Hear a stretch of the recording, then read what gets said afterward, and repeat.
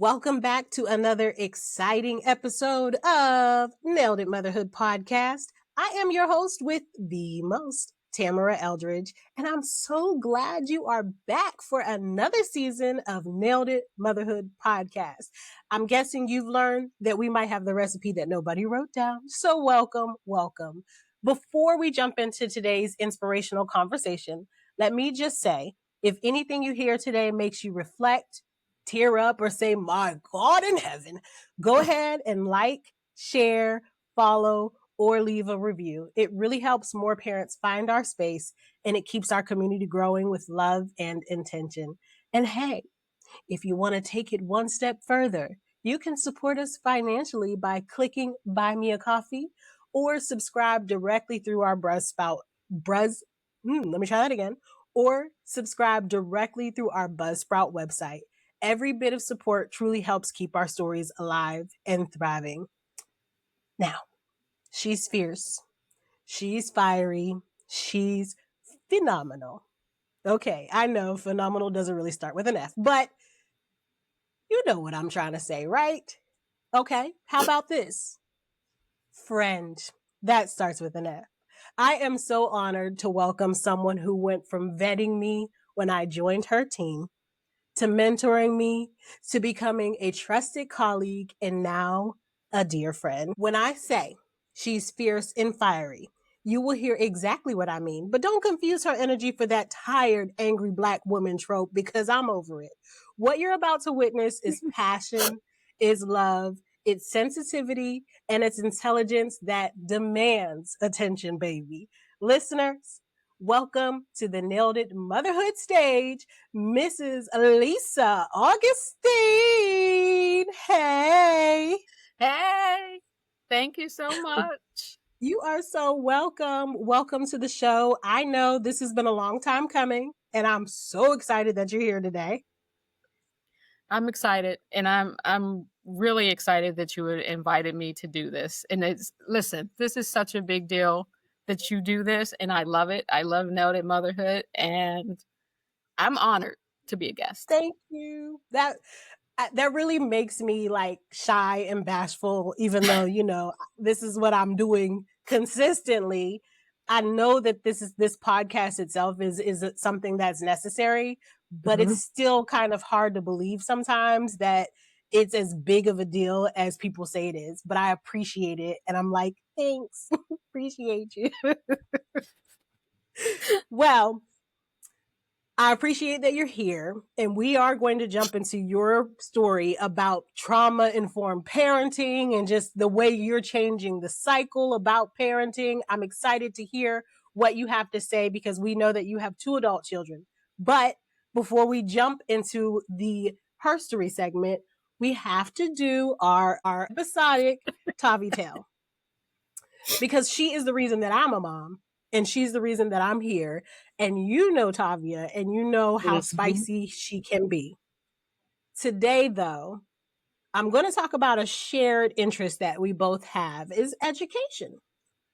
Tavia is now in the 1st grade, and she's 6 years old, and she's learning how to read. And I will not tell a lie when I say that I did not do everything that I probably could have and should have during her kindergarten year. By making her learn to read and sit down and do all of the 15 minutes a day and all of that because I was a tired mom.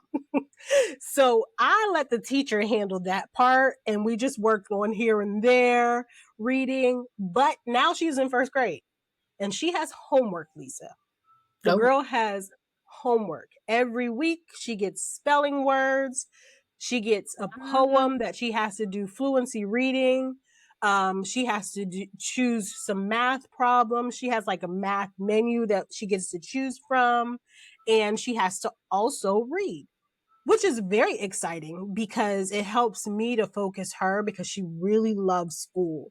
So we were able to take away the screen and all of that. And after about the 3rd week, she's like, cool, this is what it is. I'm not allowed to watch the screen at all during the week, but I do have homework. And she gets excited about it.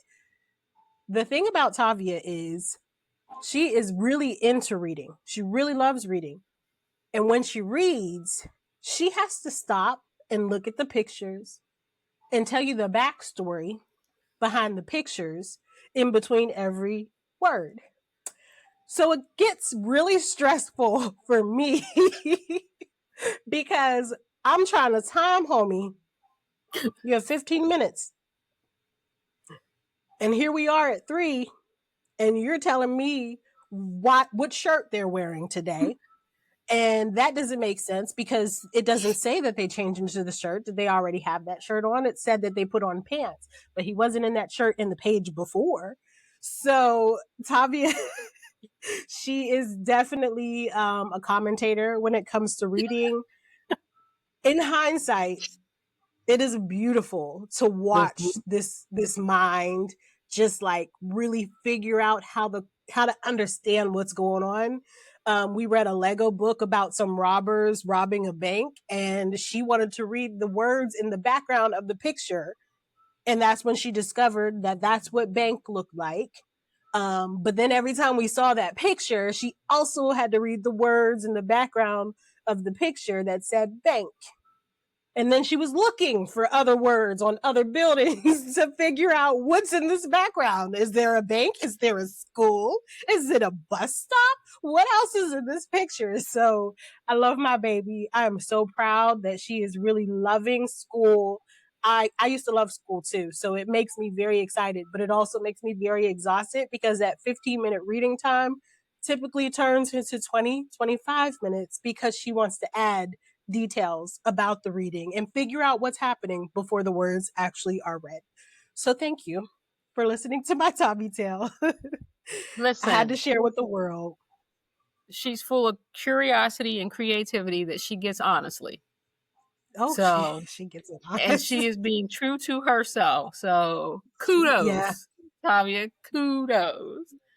Thank you so much for her kudos. I will make sure that she knows what she's doing is a big deal at the age of 6, especially when we have, children that don't know how to read at all, let alone she loves reading, and she's going to be probably not only on her grade level, but she's going to end up surpassing her grade level eventually. So this is definitely, I'll definitely make sure she knows that it is to be celebrated, and we'll keep celebrating it, even if it takes more of my time at bedtime. So enough about me. Right. Enough about me and my baby girl. We'll talk about that offline, especially whenever she's ready to write books. I will send her your way. At this time, I'm going to read your bio for our listeners so they know who Lisa Augustin is. And then I'm going to turn over the floor to you so that you can share your personal parenting journey.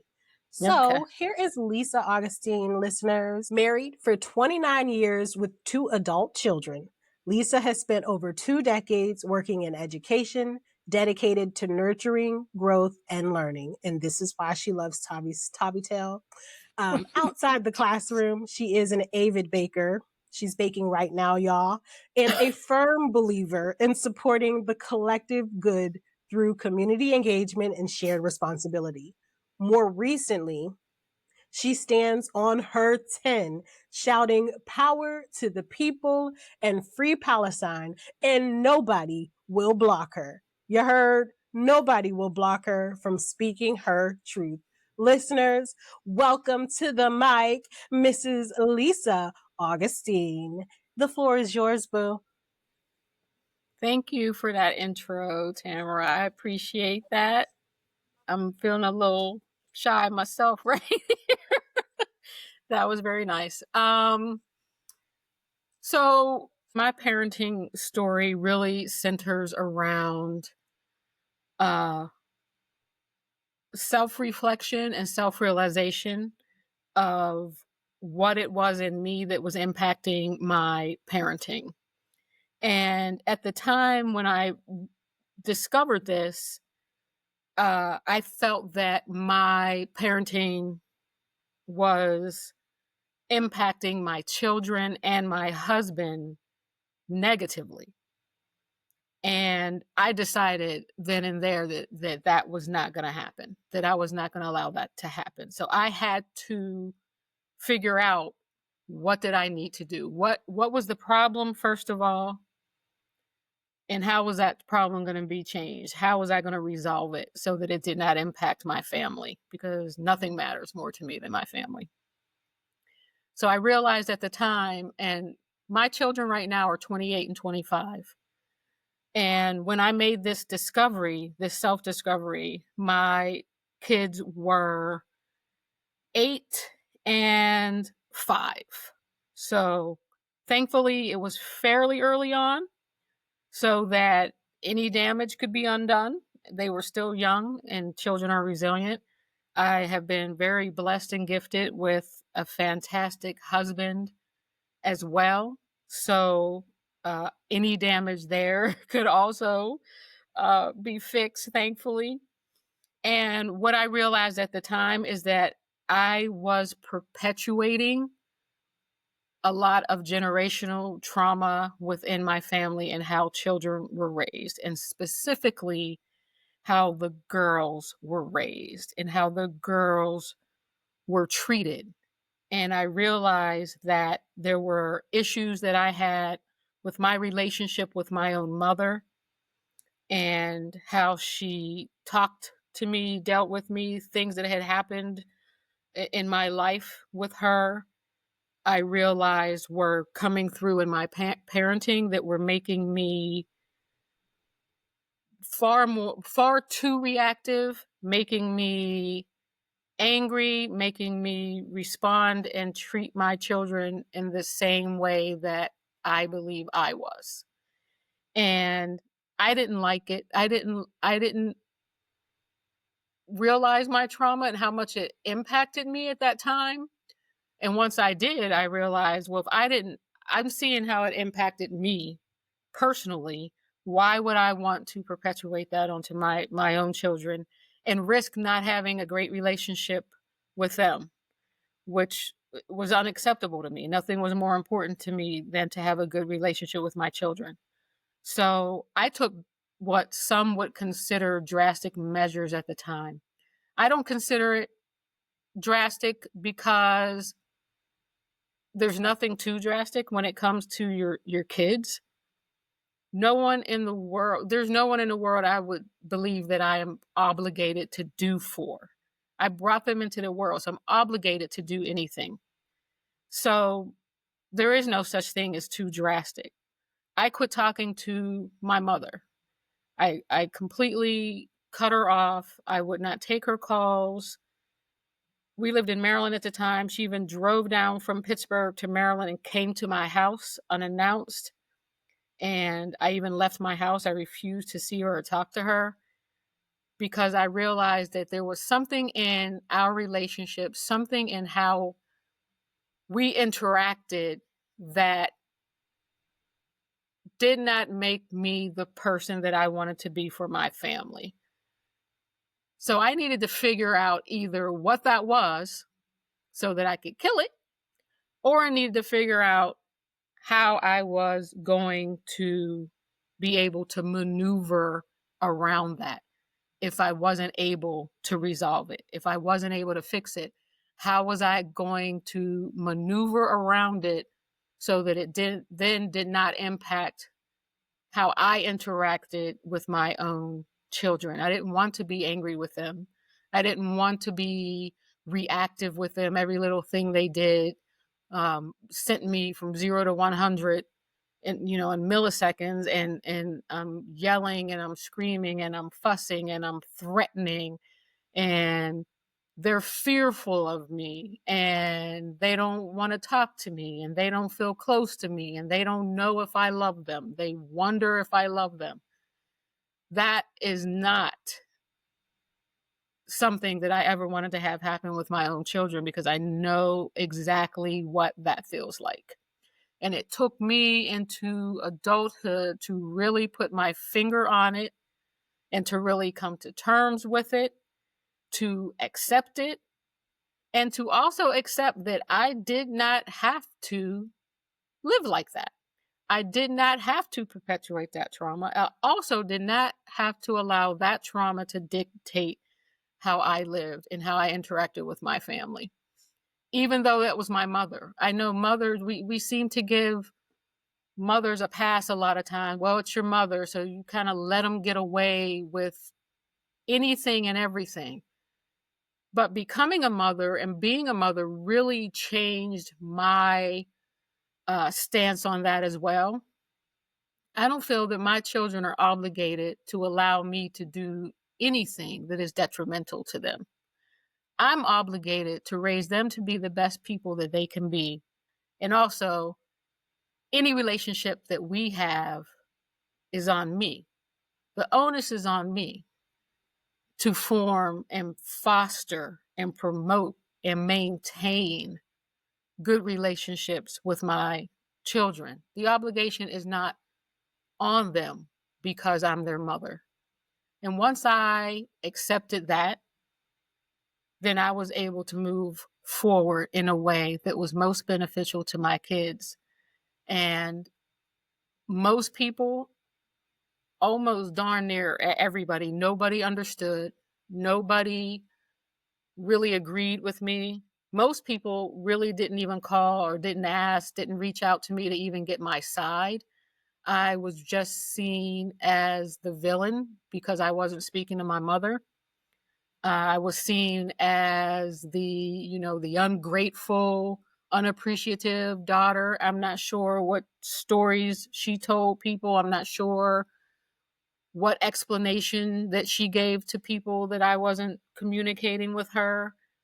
No one reached out to let me know or to ask my side. And looking back, it took a good deal of strength and a good deal of support from my husband and some friends who knew what I was going through to be able to do this. And looking back, I wouldn't change a thing because I can genuinely say that at that time, taking that stance and removing myself from a traumatic relationship and situation really changed my parenting for my kids. And it became more about how I interacted with them and accepting that I can make mistakes, but that I had to do things that were in their best interest. And it wasn't about me. And it wasn't about what I felt they owed me or any expectation about how they should act because I'm their mother and this is how I was raised and this is how the one before me was raised and the one before her was raised. And that generational stuff that we put on ourselves, which just like everything else evolves, that should too. And I realized that, and that changed everything. And I can say that right now with my my daughter and my son are my best little friends. Like they're adults, but I still call them my best little friends because they're my children. But I love them. And we have such a fantastic relationship. And while I miss having the relationship that I have with my kids, I miss having that with my mother because I don't, and I know I'm not going to. I am so grateful and thankful that I was able to recognize that I needed to make a change in order to have the relationship that I have with my kids today. So thank you for the opportunity to share my story. Thank you. That was a very powerful story. I have a few questions, but I want to actually start by asking you, because you did say you have a support system in your husband and you had a supportive system in your friends. Can you tell us who are in the images behind you? Because as you're talking, it's just such a powerful scene to watch you explain how you had to recognize this cycle, how you had to put in the work to change the cycle, and then acknowledge your support system. But there's this wall of beautiful, strong Black women behind you. And I'm just curious, who's holding your back? Who got your back? Well, those three are actually just beautiful artwork. Yeah. That I bought last year from a Black female artist in Pittsburgh. on the other side, that's my brother who has, I mean, that he is the epitome of a big brother. He may not have, always agreed, but the more I shared with him, the more he came to understand and be a great support to me. And above him is my Aunt Robin, um, who passed last year. Mm-hmm. Take your time. Who was everything to me. She was my mother, my aunt, my best friend. She was absolutely everything to me.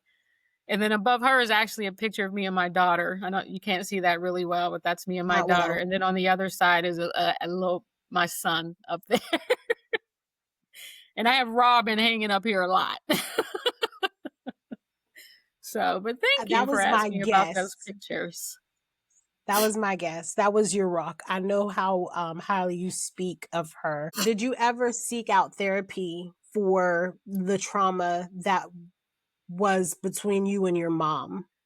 Or did So you allow your support system to, feed into you and do what you needed to do for you? that's a fantastic question. At the time, I did not seek therapy. I was one of those people, and that I believe was part of the trauma. I don't need Mm-hmm. therapy. Therapy is a bunch of psychobabble. Therapy this, therapy that. I did finally, years later, seek therapy. Absolutely the best thing that I ever done. Being able to share that in a way that I, haven't and couldn't and wouldn't maybe with a lot of people. And that it actually has helped tremendously once I sought out therapy. What made you change your mind? That's also a really good question. I got to a point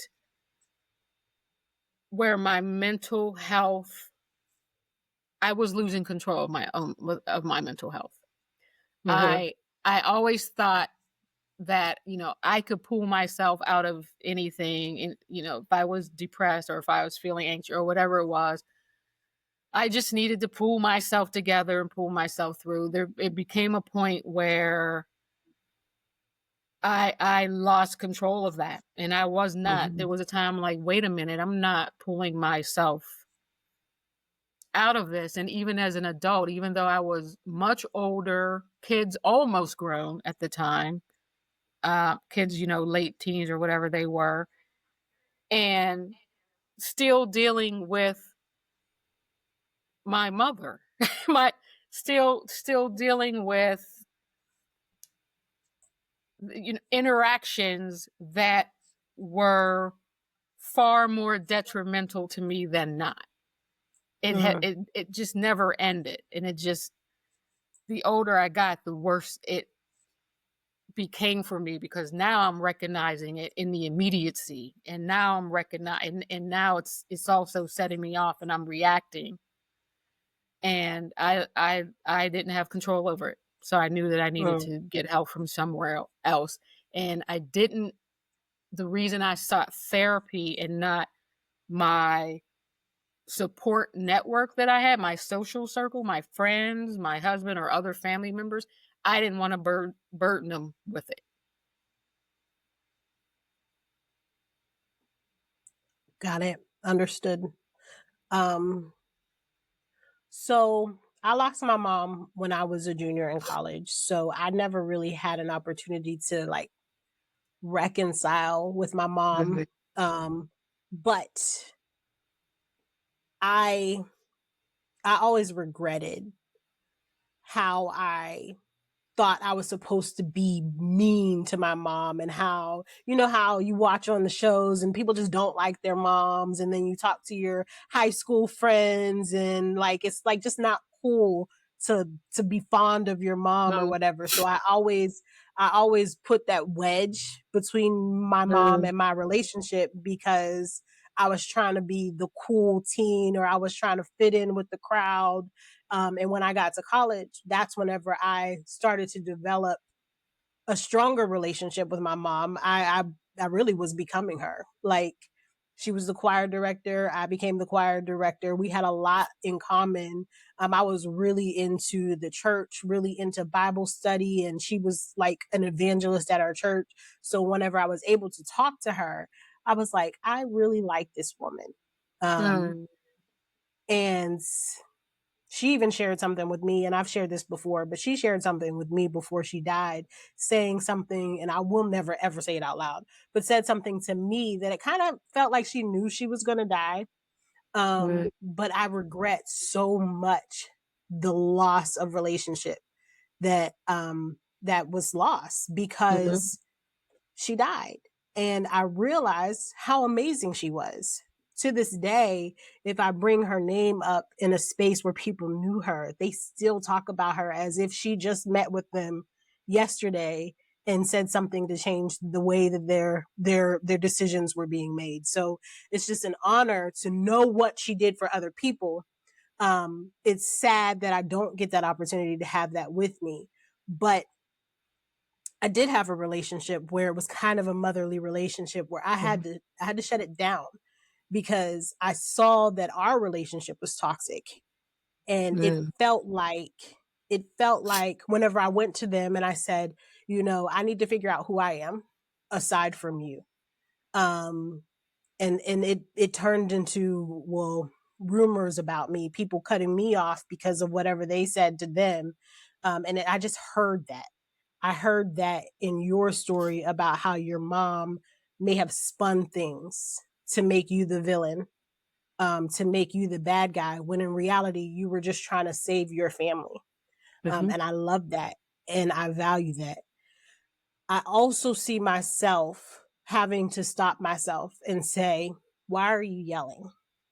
Why are you angry about that? She's asking these questions because she's curious, and Tavia needs to understand why and how. She has to, because if she doesn't understand why and how, you could F what you just said. It doesn't matter to me because it doesn't make sense to me. So I'm going to keep doing what I want to do because it's what I want to do. So my question for you after this long drawn out story, my question for you is, what are some of the strategies and some of the responses that you kind of transition from being the yelling illogical mother to stopping and saying, this isn't right, let's change it, this is my response now? Can you tell me what that was like for you? I will say that one of the main strategies, probably the most significant strategy, is what you just said, is I listen to my children.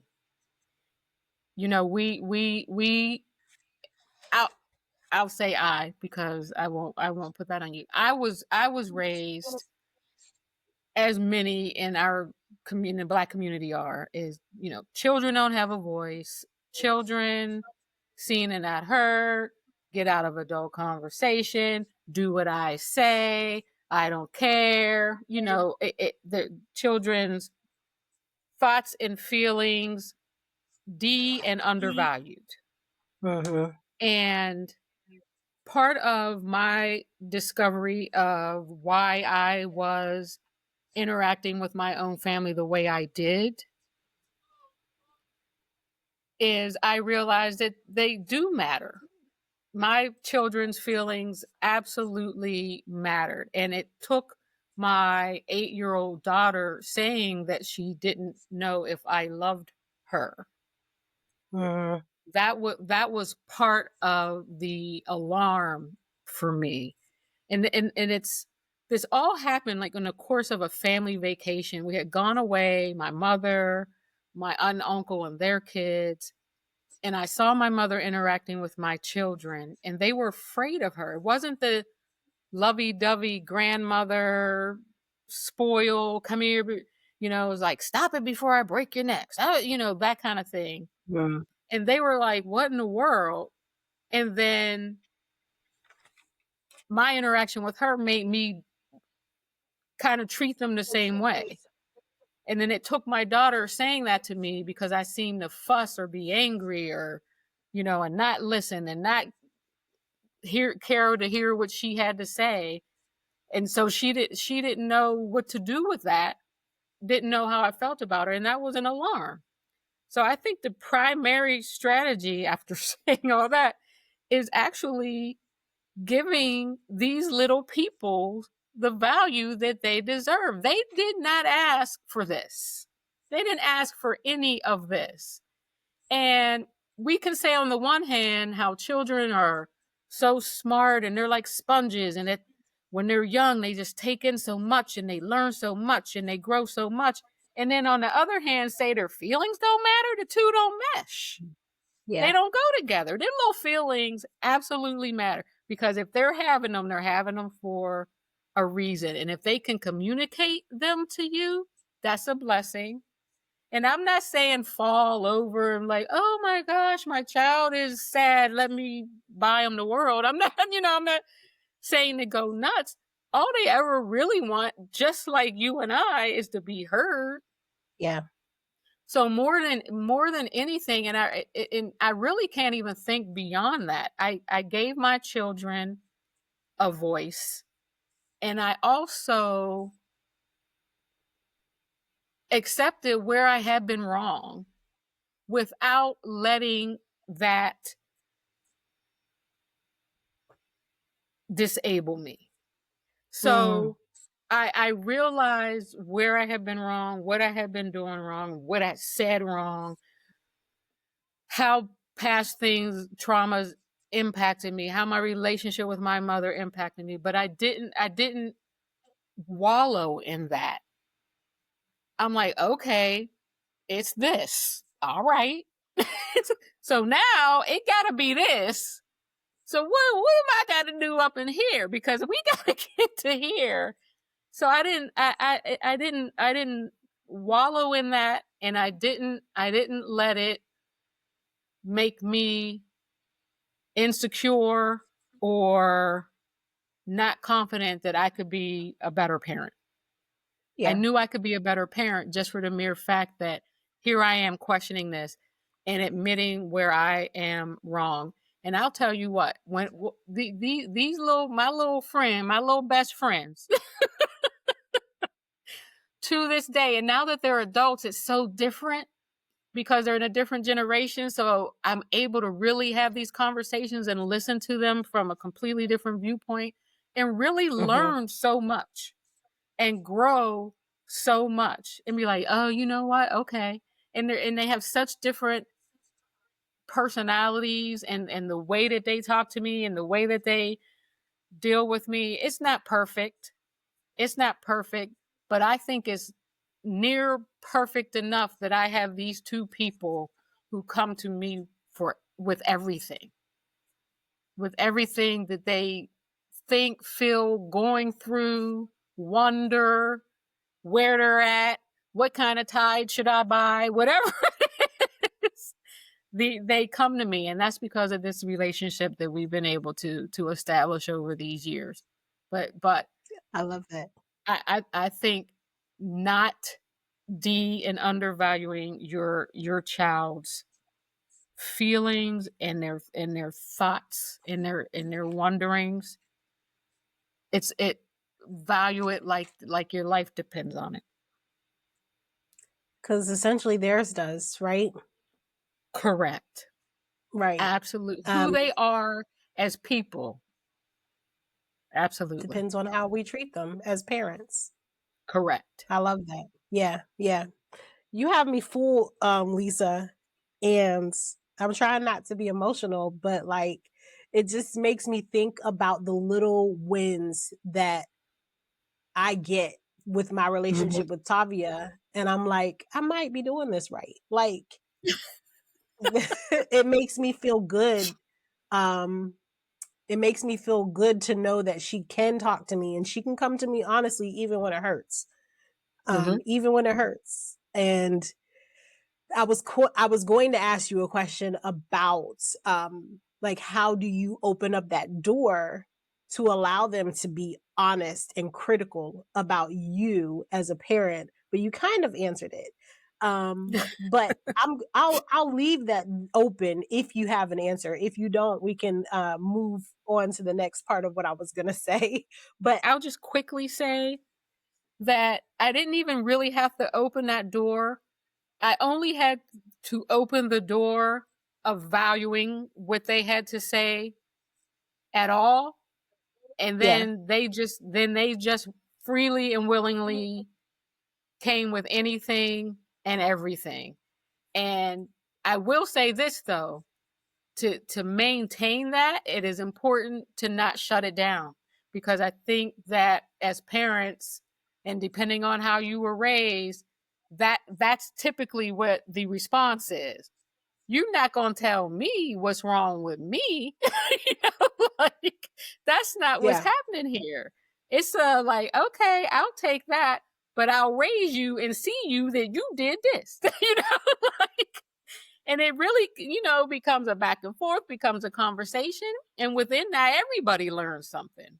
Everybody yeah. grows, but then your children really, really believe you are somebody who is really, really going to hear them out and really got their back, really going to listen to them, and that they really matter. I wholeheartedly love that. I just want to go back to some of the things that you said because I think it's worth saying it again. And I don't even know if you know that you said it, Mm-hmm. but you said that becoming and being a mother is what changed your stance on what a mother daughter relationship was supposed to be like. But it was an awareness in you that needed to change so that you can form, foster, and maintain the good relationships that you had with your kids. And I think that this kind of is a parallel to the work that we do in the district when it comes to race work and racial equity. Mm-hmm. Um, Mm-hmm. it's like it's a self-reflection thing that you have to identify where you are in that relationship with your child or children as a parent, and then you have to do the work to transform that if you want the relationship to be transformed. And I love that because not only do you have to, we have to humble ourselves and we have to apologize when we're wrong. Mm-hmm. And we have to say, here are the choices and you have the choice, but if you make the wrong choice, then this is going to be a consequence. So let's walk through that and hold our kids accountable and show them what excellence looks like and show them what good parenting and good people are supposed to do. And it's going to be a work in progress always. And I appreciate that. I value parenting tips like that is going to give me strategies to Mm-hmm. say, I want to make this relationship better. So now I have to do this. And keep doing it until she doesn't need me anymore. So that's one thing I wanted to elevate. I also wanted to elevate that you are obligated to make sure that your relationship is good, not your children. It is not your children's job to allow detrimental actions in the relationship between parent and child. It is the parent's job to change that. And if only so many people thought that way, the world would probably be such a better place. Mm-hmm. It is not your child's job. You said, I'm going to have you and I'm going to bring you into this ugly world. So now you have to maintain it and you have to Mm-hmm. model what that looks like. And I love that. I love that. Yeah. So I have a lot of notes. And you said a lot of heavy things. A lot of heavy things. My last question is, has the relationship ever changed between you and your mom? No, No. no. Resign myself to the fact that it's not going to. It it it is Mm-hmm. what it is. Yeah. I It I makes me get that. sad. Like when you were telling me about your mom, that makes me jealous. And I know people have relationships like that with their mothers, and I see it. You see videos now, social media, you see it all over. people surprising their mom to tell them they're having a baby, things, and the you know, mom so excited, stuff like that. And I'm a slightly envious because I wish I had that. I had that with my Aunt Robin, and I wish I had that with my mother. But I know at this point I'm not going to. But my relationship with my children, and especially my daughter, being my daughter, far supersedes that. So awesome. It is what it is at this point. Yeah. I mean, you got this. And I'm sure your kids will come and share every celebration and every milestone with you. And that will probably fill the void. And you have an amazingly supportive husband to make up for the void. So, so because of time, I mean, we could really dig into this conversation, I feel like, forever. And we probably will get back into it later. But I want to thank you for being very, very vulnerable on Nailed It Motherhood, because I think that this conversation is necessary. I think that most people get on here and they want to share a story of empowerment, and they want to share a story that has a happy ending, and they want to share, a positive story. But this, unfortunately, your story came from a place of trauma, but you got out because you did the work and you fostered a relationship with your children and your husband, and you decided that this is what my family needs, and this is what's going to happen for my family. And you did the matriarchal thing to make it work for your family. So I'm proud of you. And I thank you for coming and sharing that, because this is a vulnerable space. I do hope that people hear it. And I also would like to add that I think that what you described is really what gentle parenting is. I don't think that a lot of people really know the definition of gentle parenting, but that's a debate for another episode. But I think that you opening the doorway to have a conversation and have a dialogue is where gentle parenting starts. Yeah. So if you have a question about what it is, listeners, listen to Lisa's episode over and over and over again, and then share her episode after you've listened to it at least 5 times. So it is now time to move on to tea time. Oh boy. Oh boy. I know you love games, Lisa. I know you do. I ain't ready. You should be ready. You already know who I am, and you know I'm going to throw it in. Like, I don't know what you were thinking. Don't know what you were thinking, but it is time to play tea time. I'm going to find my clock. Maybe. Oh, it's not up yet. That's why. There we go. So tea time is a game of rapid fire.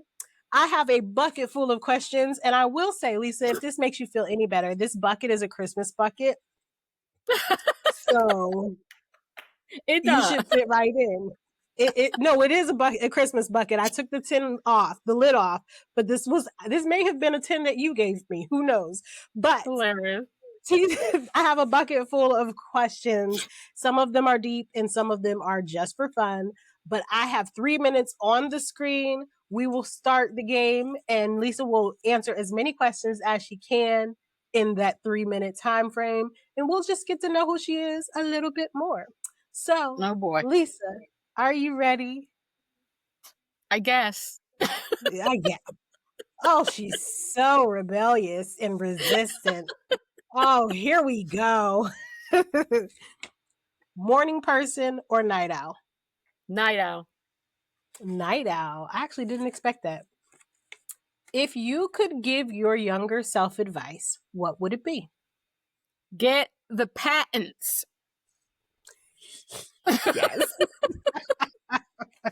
I love it. Yes. We'll talk about that later. What's the most ridiculous fear you've ever had? Oh, the most ridiculous fear I've ever had. Walking outside at night and stepping on a toad.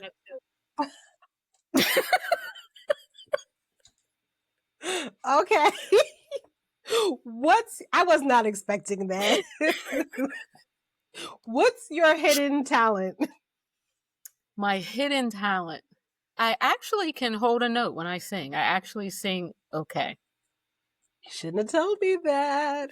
What's your guilty pleasure? Oh, guilty pleasure. That's a tough one. I don't know. I guess eating junk food.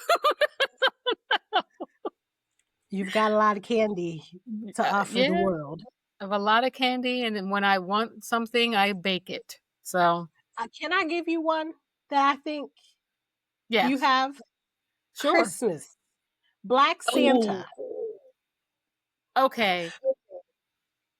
But yes, black Santa shopping. I mean, it's August. I had already bought 5. So yes, absolutely. Thank you You're for so calling that welcome. out. No problem. What is the last TV show or movie you binge watched? Actually, I am still binge watching Law and Order SVU. I'm on season 19. I started at season 1. What? Name one book, podcast, or resource that's changed your perspective. The 100 Years War on Palestine. I knew that was going to be one of them. Yes. What's your comfort go-to food? My comfort go-to food is anything Mexican. Me Love too. Mexican food. Nice big burrito. What's the best gift you ever received? The best gift I ever received? Yep. Oh. My son gave me a gold chain with a gold owl charm on it. And my daughter Aw. gave me a multicolored keffiyeh. So it's a tough one. Those were awesome gifts from them. Okay. We had both of them. You had one from son and one from daughter. Right. Well, thank you so much for playing tea time with us. Even though you resisted, I think you still had a good time answering these questions. Yeah, those weren't bad. Those weren't bad. I don't know what you thought you were going to get. Me either. I wasn't sure, but thank you for helping me with my guilty pleasure. I don't know No how problem. I missed I'm that one. surprised. I'm so surprised at you. But okay, so at this time, first I have to thank you again. I already thanked you, but thank you for, just thinking highly enough of our podcast to join us and share your story. Like I said, I really truly believe that your story is going to touch at least, I'm not going to put a number out there, but your story is going to resonate with a lot of people, and they're going to probably have to stop and think, is my relationship with my mom impacting the way I parent my children? And I appreciate you opening that door for a lot of people to think about that. So listeners, this might be a moment of self-reflection for you. And I appreciate Lisa for starting it. At this time, I would love for you to share any inspirational words that you might have for any parents, fathers, caregivers, just to kind of encourage them during their parenting journey, as you are a veteran and you have adult children now. I'll say this, and this is what I tend to tell people, friends who had children long after I did, new mothers, new parents. You are absolutely going to do some wrong stuff. Yes. You are absolutely going to F up. Sometimes a little bit, sometimes it could be major, whatever it is, you're going to do some wrong stuff as you learn to parent. Do the wrong stuff, realize it's wrong and keep it moving. You cannot let that weigh on you. You cannot let it make you feel like a failure. There is no failure unless you give up trying to be different and trying to be better. You've got to just accept your mistakes for what they are and own it. Be willing to atone for it. Be willing to apologize for it, and keep it moving, because that's the only way you're going to be better. It's okay to mess up, and go with your gut. Go with what you decide. I'll say that's one other thing that I think is so important is, and even with my own kids, I tell them, you can ask my opinion on something, my advice on something, my guidance. Of course, I'm going to have it because I'm smarter than you. I always will be. I have more experience than you. I'm never going to tell anybody what to do, because your decisions have to be your own. Your regrets have to be your own, and your accomplishments have to be your own. They can't be based on what somebody else told you to do. Now you should make informed decisions, and that's where getting guidance from somebody else comes in. That's where hearing about somebody else's anecdotal experience comes in, and you can use all that and throw it into the pot, but you have got to make your own decision. Your own decisions are so much easier to live with, and you typically don't end up with regrets. Even if something doesn't go your way, that's not the same as a regret. You typically don't end up with regrets when you've made a decision for yourself. So when it comes to your children, nobody can tell you how to parent your children and what you should or should not do. Your decisions have to be your own. I love those words of encouragement and those pieces of advice. Maybe you should consider writing a book or something. I don't know. Stop but it. I'm just saying. Before we go, I have 3 questions that I always ask all of my guests, and you are no different. So the first question I want to ask, I'm just kind of collecting some data. Is parenting hard? Yep. Yes. Point blank and the period. Yes. But are they still standing though? Absolutely. Strong too. Strong. So what do you proudly want to tell our guests today? Shout it on the mountaintop, please. This mother is nailing it. Nailing it. I love that. You said that with your chest out, Lisa Augustin. You said it with your chest out. I love it. Listeners, if you liked Lisa's episode and you want to hear more personal parenting stories like it, please subscribe to my social media, Nailed It Motherhood Podcast, on Instagram, Facebook, and YouTube. And don't forget to follow us on your favorite podcast platform. In case you haven't heard yet, we do have merch now, as you can see. So you can find the link on any of our social media platforms, on our website, naileditmotherhoodpodcast.com, or search for us in Shopify. We welcome all of your questions here. We welcome your comments and your ideas, and we certainly hope to keep the conversation going. Don't forget to contact us if you think you have the recipe, because you just might be the next guest on Nailed It Motherhood Podcast. Until next time, keep on doing what it is you do. Smooches. Bye. Bye.